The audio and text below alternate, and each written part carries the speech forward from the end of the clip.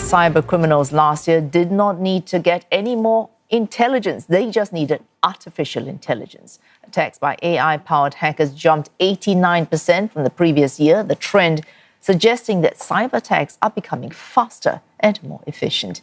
At the hands of more sophisticated, well-sourced and well-funded hackers, AI-powered tools may not even need a lot of human oversight. A South Korean firm found indications that a group linked to Pyongyang is working to automate data theft and phishing campaigns. An Israeli cyber defense company also discovering that an Asian government was the target of an AI-powered hacking attempt last month. Reports that the autonomous tool was powered by an open-source AI agent that worked like a coordinated team. And joining us to talk about AI and cybercrimes, Dr. Gatra Priyandita of the Australian Strategic Policy Institute joins us live from Canberra. Dr. Gatra, thanks for joining us this evening. Well, are we looking at... Thanks so much for having me. Okay, automated capability joined with what seems to be AI-driven autonomy? Yeah, it's all quite concerning, isn't it? I think ultimately AI has made it slightly easier for hackers to conduct cyber operations, but now increasingly AI agents with some of the, you don't even need to have the most advanced models, are very much capable of conducting hacking operations autonomously, and that's with little or no human oversight. These different attacks, they may seem different. So, for example, the reports from the Israeli agency on possible hacking that looks like a coordinated effort from multiple different parties.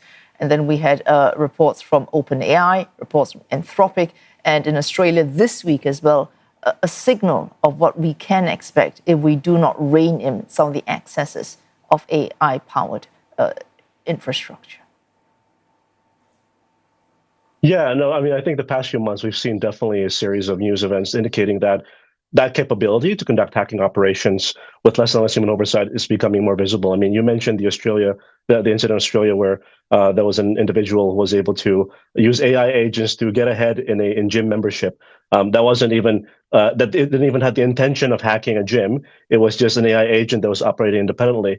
Now think about what that means for, I guess, criminal organizations or even state actors who might be interested in using AI agents to cut down the resourcing, the costs of long-drawn cyber operations using AI agents that can more effectively and a lot quickly oftentimes, identify vulnerabilities, exploit those vulnerabilities, and get inside systems.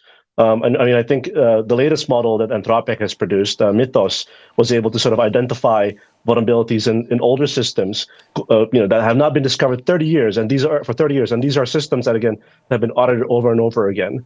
Once that kind of technology trickles down further, I mean, it does get concerning, especially when criminal organizations have access to it. All right.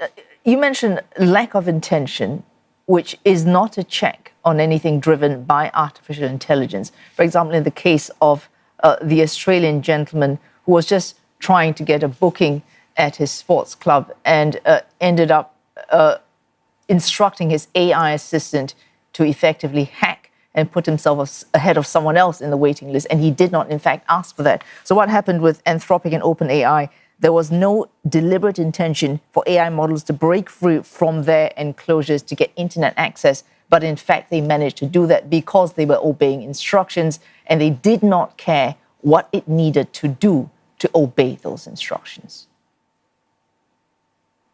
That's correct. I mean, these are AI agents, and they're normally a bit different from the usual chatbots that we tend to use on a day-to-day basis, like on ChatGPT and Claude, right?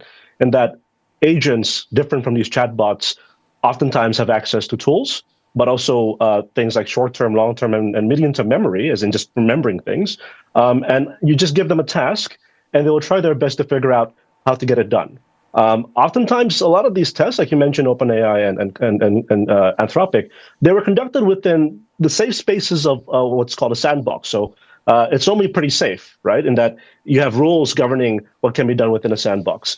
But sometimes the agent may be able to get out, either because of poor laws governing the sandbox, or perhaps the agent itself again, given a task, it tries to its best to figure out how to get there. Sometimes this is connected to things like having internet access.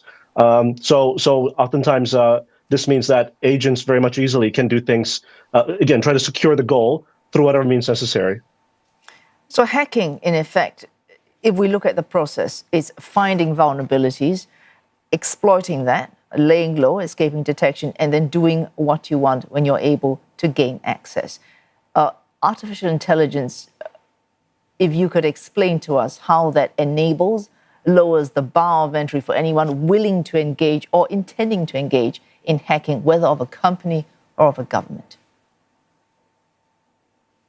So, I mean, look, hacking at its core is a very resource-intensive process, both in the context of just the human capital or the human beings needed to conduct the operation, or the amount of money needed to do that. And I'm talking about hacking in the context of focusing on government agencies and critical information infrastructure or businesses, right? So not your everyday hacking. And because of the amount of resources, and it takes a long time, because in many ways these human hackers need to identify those vulnerabilities. And once you identify those vulnerabilities, you figure out a way to go inside. And once you're inside, you figure out a way to not get detected, and then you would achieve your objective, whether it be, for example, to steal information, intellectual property, or intelligence, or so on, or even just staying low, something that's called pre-positioning. Now, again, with artificial intelligence, especially some of the more advanced models, they're able to sort of identify a lot of these vulnerabilities very quickly. Once it can identify several vulnerabilities, it can also very quickly identify exploits. I mean, this is what we've learned about Mythos, again, the model that was produced by Anthropic. Now, this kind of technology is primarily has been given by Anthropic to a select few entities, government agencies, cybersecurity firms, and tech firms, and so on. But I think increasingly cybercriminal organizations, many of them becoming wealthier, very wealthy, in their own right, are sort of investing in the technology to also in technology to create malware, but also use AI to again be able to identify vulnerabilities and exploit and so on a lot quicker. We see this, for example, in some of these cybercrime compounds in mainland Southeast Asia, where there are criminal organizations now developing malware using AI. It's a lot less advanced than, again, that one that Anthropic would have. But I think given time, it's always possible that some of the wealthier criminal organizations are able to develop models that are capable of conducting breaches into government systems and critical information infrastructure, as you mentioned earlier on with the reports coming from the Israeli cybersecurity firm Dream. Oh, a final question, Dr. Gatra. In other words, for anyone inclined to throw up their hands and say, let's all assume that we are hacked or we will be hacked, do you see that what AI affords on defense outweighs what it might cost us in terms of enabling offense attacks? Well, I think at its core, as a mental thing, it's important for us to sort of assume that, again, your systems are going to be vulnerable anyway, especially when you're a company or a government agency, right? That mentality is important, I think, for a security perspective. For the most part, though, we can somewhat sleep slightly better. I mean, cyber always gets bad rep when we talk about it, but I think AI has been a lot better for cyber defense at the moment. Some of the more advanced models, again, have been held by cybersecurity companies, right? People who are responsible for defending systems. They're held by government agencies. I think for now, things are okay. But again, it doesn't take that long, I think, for the balance between offense and defense to really slip.